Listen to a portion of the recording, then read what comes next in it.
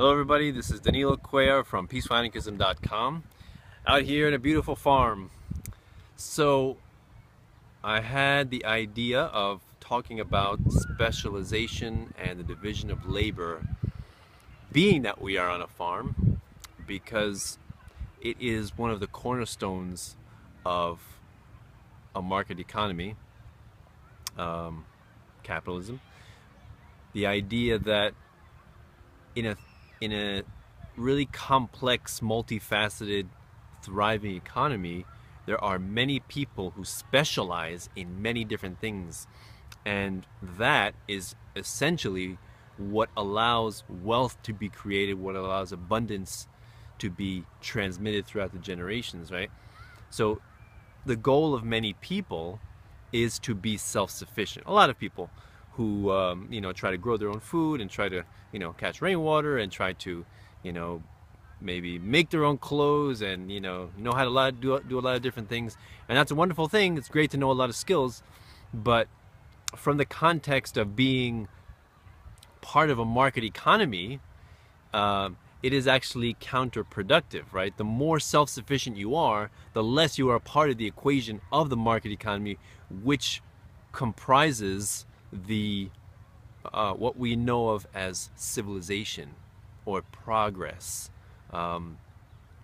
And basically, the more that people specialize, the greater technological advancements occur, allows for more specialization, and with that, greater levels of wealth and prosperity and comfort and luxury, right? So, we can have people that specialize in brain surgery, people that specialize in making microprocessors, people that specialize in building car engines, and that's a wonderful thing, because now the growing technological needs are met by those specific those people who specialize in those specific areas, and we are all made more wealthy as a result.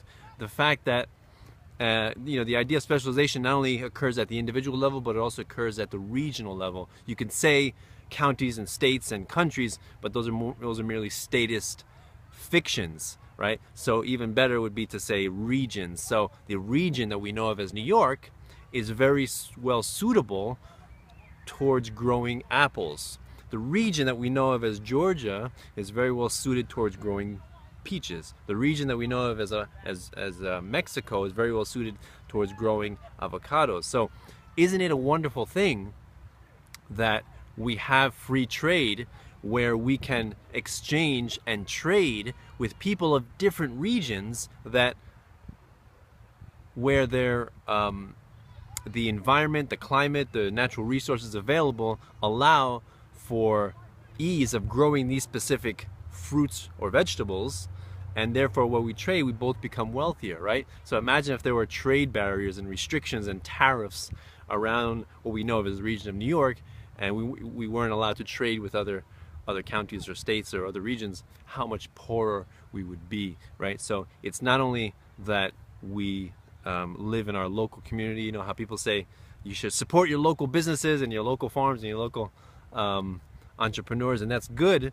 But then again, at the same time, we live in a global community, and when you recognize that, you recognize that borders are a fiction, and that countries are merely statist constructs meant to divide us, right? And that we are part of a global community, and when we are allowed to trade freely with people in China and Japan and India and the Middle East, we all become wealthier as a result.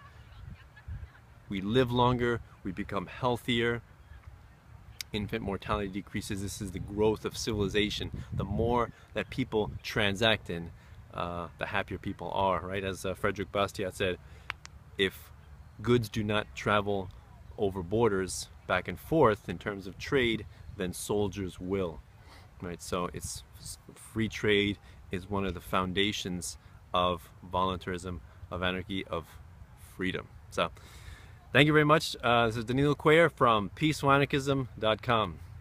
Enjoy the farm.